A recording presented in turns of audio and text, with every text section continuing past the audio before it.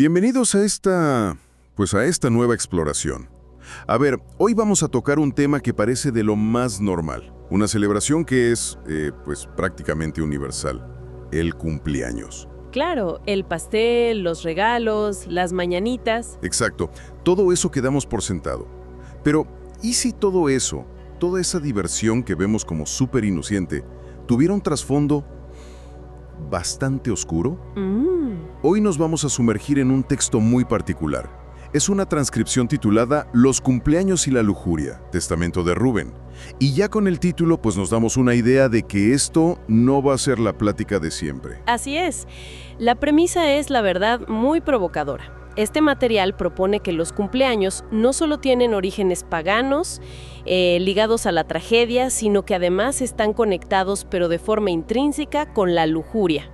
Órale. Y la posiciona como la principal herramienta de, digamos, corrupción espiritual. Entonces, nuestra misión hoy es desentrañar eso, ¿no? Ver cómo el autor de este texto construye un puente entre, un pastel con velas y una de las batallas espirituales más intensas según su punto de vista. Esa es la pregunta. ¿Cómo se conecta una cosa con la otra? Suena a un salto enorme. Totalmente. Así que vamos a examinar los argumentos paso por paso, empezando por la base de su caso. ¿Cómo se ven los cumpleaños en las escrituras que él analiza? Perfecto. El punto de partida del texto es una afirmación muy, muy directa. En las escrituras que usa como referencia, cada vez que se menciona una fiesta de cumpleaños, algo terrible pasa. Siempre termina en desastre. Siempre. Siempre. Identifica 3 casos específicos para establecer un patrón. Ok, a ver, vamos a entrarle a esos casos. ¿Cuál es el primero? El primero es el cumpleaños del faraón, que está en el libro de Génesis. La celebración está en pleno apogeo, un gran banquete, todo. Pero el clímax de la fiesta es que el faraón decide ejecutar a su jefe de panaderos. Así nada más. Así, lo ahorca. Entonces, de entrada, la primera mención de un cumpleaños en su fuente principal está sellada con una ejecución. Vaya, no es precisamente la imagen de feliz cumpleaños, ¿verdad? Se pone el ambiente un poquito tenso. Y el segundo caso es igual de sombrío. Yo diría que todavía más. Es la famosa historia del cumpleaños del rey Herodes. Ah, claro. Durante la fiesta, la hija de Herodías, su hijastra Salomé, hace un baile que le encanta al rey, tanto que le promete darle lo que pida. Lo que sea. Lo que sea. Y ella, claro, instigada por su madre, pide la cabeza de Juan el Bautista en una bandeja. Y se la dan, ahí mismo en medio de la fiesta. Híjole. O sea que aquí ya no es solo una tragedia, sino que... A ver, el texto empieza a tejer una conexión, me imagino. El catalizador del asesinato es una danza, un acto de seducción en medio de una fiesta de cumpleaños. Precisamente. Chance, y este es el primer hilo que el autor usa para conectar la celebración con la sensualidad, o, como lo va a llamar después, la lujuria. Exacto. Es la primera. La primera insinuación de que estas celebraciones pueden ser un escenario para algo más. Y el tercer ejemplo que presenta el texto es, digamos, el más denso teológicamente. Se trata de los hijos de Job. La escritura dice que celebraban banquetes, cada uno en su día. Y esto el autor lo interpreta directamente como fiestas de cumpleaños individuales. Y bueno, todos conocemos la historia de Job, así que me imagino que esto no acaba nada bien. Para nada. El texto subraya que justo cuando estaban celebrando el cumpleaños del primogénito, viene un viento huracanado, derriba la casa donde estaban y mueren los 10. Los 10 hijos. Los 10. Y lo crucial aquí, según el análisis de la fuente, es que este evento no es un accidente. Se enmarca en la historia donde Yahweh le permite a Satán, al diablo, poner a prueba a Job. Por lo tanto, el autor lo presenta como una prueba irrefutable del desagrado divino hacia estas fiestas. Y seguro remata con la reacción del propio Job, ¿no? Después de perderlo todo, él no celebra la vida, al contrario, maldice el día en que nació. Justo esa frase, perezca el día en que yo nací. Para esta interpretación, ese es el argumento definitivo. Si el hombre más justo maldice su propio nacimiento, ¿qué sentido tiene celebrarlo? Claro. Para el autor del texto, esos 3 ejemplos, ejecución, asesinato y catástrofe divina, forman un patrón ineludible. Y su argumento es que, aunque no haya un mandamiento que diga no celebrarás tu cumpleaños, el peso de estas historias debería ser una advertencia más que suficiente. Ok, el argumento basado en las escrituras es claro, desde su perspectiva. Pero, bueno, la mayoría de la gente no piensa en faraones o en Herodes cuando parte un pastel. Pensamos en tradiciones, en la familia. ¿Cómo aborda el texto el origen de esas costumbres, como las velas y el pastel? Y aquí es donde el análisis se pone muy interesante y específico. El texto afirma que todas estas costumbres que nos parecen tan normales, pues tienen raíces directas en la astrología y en la idolatría pagana. Ah, sí. Sí. Cita a los egipcios y a los romanos. Ellos no solo celebraban los cumpleaños de sus dioses y emperadores, sino que lo hacían con fiestas masivas que a menudo eran violentas, como los combates de gladiadores. Pero, a ver, ¿y el pastel? Eso se siente muy lejano a un combate de gladiadores. Totalmente. Y el texto se enfoca justo en eso. Cita a la Enciclopedia Británica para rastrear el origen del pastel redondo con velas, a la antigua Grecia. A los griegos. A los griegos. Según esta fuente, ellos horneaban pasteles redondos, como la luna llena, para ofrecerlos en el altar de Artemisa, la diosa de la casa y de la luna. Y las velas, pues se encendían para que el pastel brillara como el astro nocturno. Espera, entonces la fuente está diciendo que el acto de soplar las velitas en un pastel es en esencia un ritual para una diosa griega. Esa es una afirmación, híjole, bastante fuerte. Es el núcleo de su argumento sobre los rituales.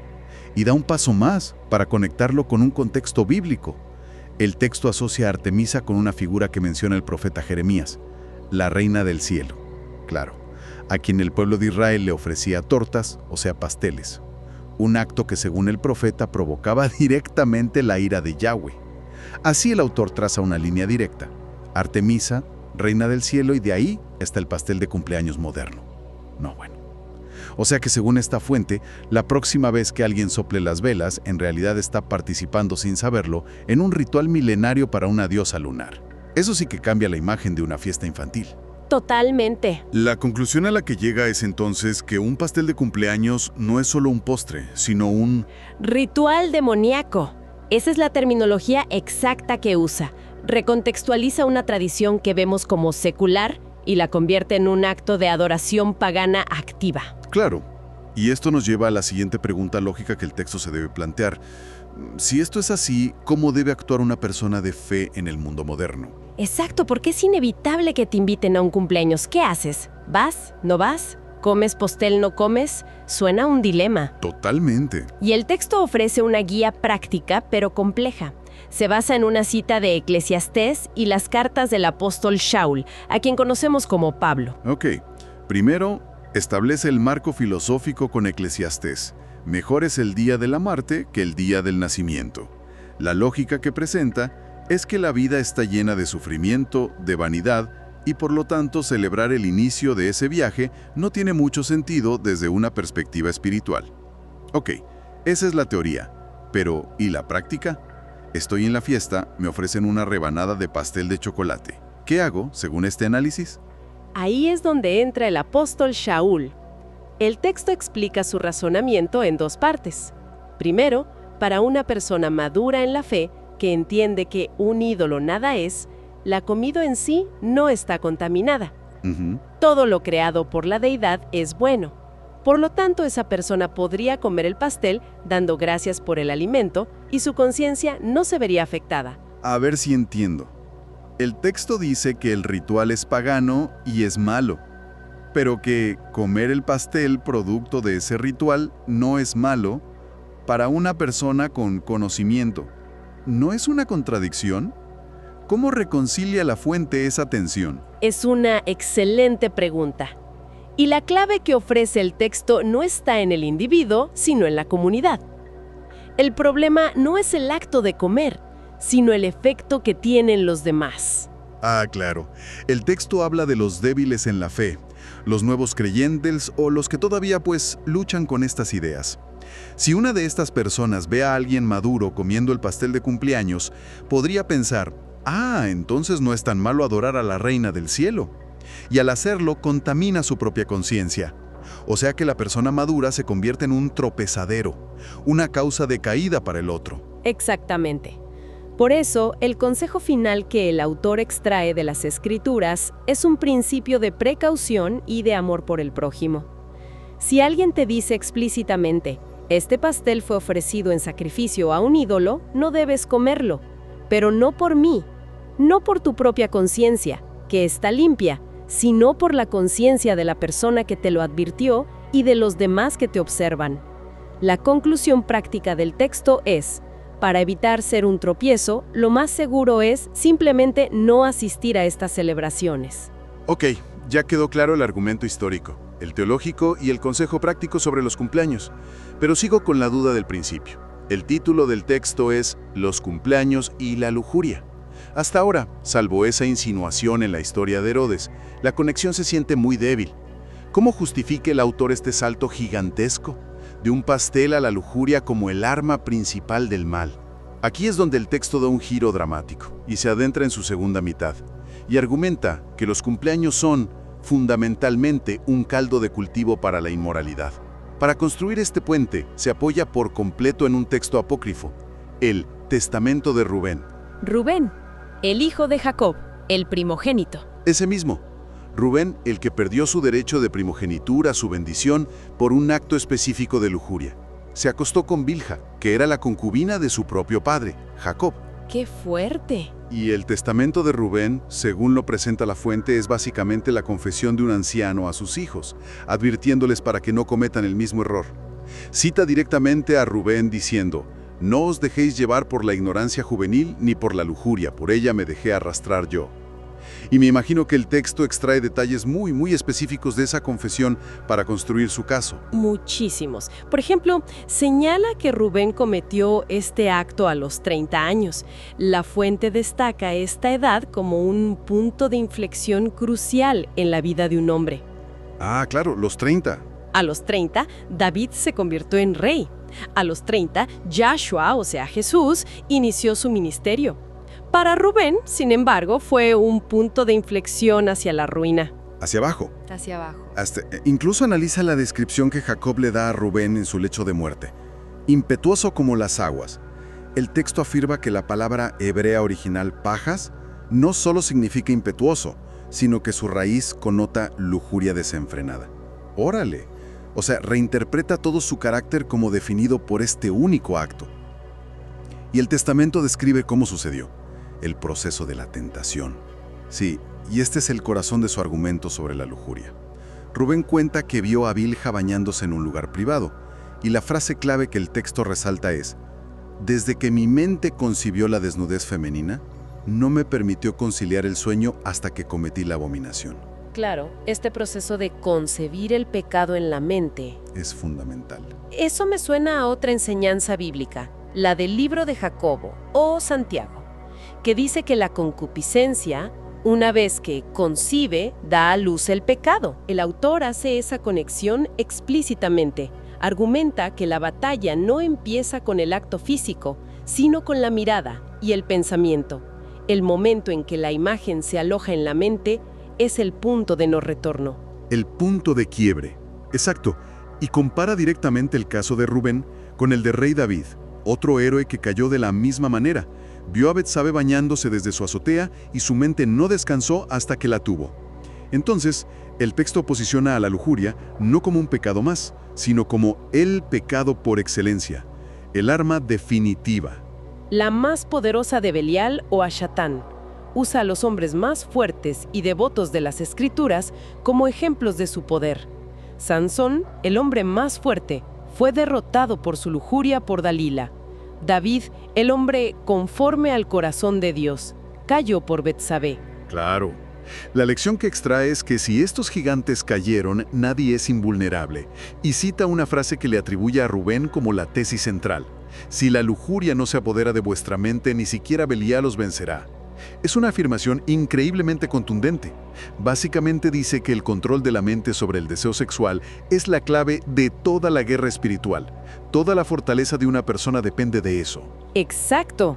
Y a partir de aquí, el análisis del texto se vuelve todavía más específico y, pues, controvertido, al abordar el rol de la mujer en este proceso, siempre basándose en las supuestas palabras de Rubén. A ver, ¿cómo lo articula? Porque es un tema delicado. El texto presenta una visión muy particular. Cita a Rubén advirtiendo a sus hijos: «Ordenad a vuestras mujeres e hijas que no adornen sus cabezas y rostros». La lógica que se expone es que el adorno, el maquillaje, la ropa, no son neutrales, son armas que multiplican la lujuria en la mente de los hombres. No, bueno. Y el argumento llega a un extremo. Afirma que fue este adorno el que provocó la caída de los vigilantes, los ángeles que, según el libro de Enoc, descendieron a la tierra antes del diluvio porque se encendieron en deseos por las mujeres. Vaya, ¿está conectando el maquillaje con la caída de los ángeles? Es una escalada argumental impresionante. Y supongo que también aborda por qué las mujeres usarían estos adornos. Sí, la fuente afirma, citando a Rubén, que las mujeres son vencidas por el espíritu de la lujuria más que el hombre, y que usan estos adornos como una trampa para atraer. Traza el origen de este patrón hasta el jardín del Edén, con Hawa, o sea Eva, y la serpiente. Claro, hasta el origen. E incluso hace una afirmación teológica muy peculiar, que todos los ángeles son de género masculino y que su deseo por las mujeres de la tierra fue tan abrumador porque era la primera vez que encontraban un ser de género femenino, algo que no existía en el cielo. O sea que, para resumir esta parte, la fuente construye una cadena. La mujer se adorna, esto enciende una lujuria incontrolable en el hombre, la lujuria se apodera de su mente y una vez que la mente ha caído, la persona está espiritualmente derrotada. Y todo esto, de alguna manera, encuentra un escenario propicio en las fiestas de cumpleaños. Esa sería la conexión final. Esa es la conexión que el texto intenta establecer, que estas celebraciones, con su ambiente de, digamos, permisividad y socialización, son el terreno perfecto para que estas dinámicas de lujuria se manifiesten y lleven a la gente por el mismo camino que Rubén. ¿Entendido? Entonces, al final de este recorrido por un texto tan denso, nos quedamos con dos ideas centrales que, según el autor, están entrelazadas. El primer gran argumento: el cumpleaños es una tradición pagana, marcada por la tragedia y ofensiva para la deidad. Es idolatría disfrazada de fiesta. Correcto. Y el segundo, que es quizás el más intenso, es que la lujuria es la principal vulnerabilidad humana y el arma preferida de las fuerzas del mal. La batalla espiritual, según esta visión, se gana o se pierde en el campo de la mente y el deseo.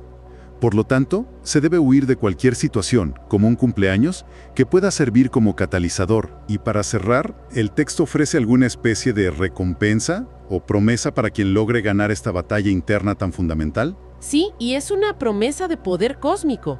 La fuente concluye citando el libro de Revelaciones que dice: «Al que venciere, yo le daré autoridad sobre las naciones». Al conectar esta promesa con la lucha contra la lujuria que ha descrito, eleva la batalla de ser una simple cuestión de moralidad personal a un requisito para obtener poder y autoridad espiritual en un plano superior, lo cual nos deja con una pregunta final para reflexionar, ¿no? Desde la perspectiva de este mundo donde una fiesta de cumpleaños y el deseo sexual están vinculados a una guerra cósmica, ¿qué implicaciones tiene para el poder espiritual de una persona el simple hecho de dominar este impulso, este deseo tan fundamentalmente humano? Es una idea que, sin duda, se queda resonando.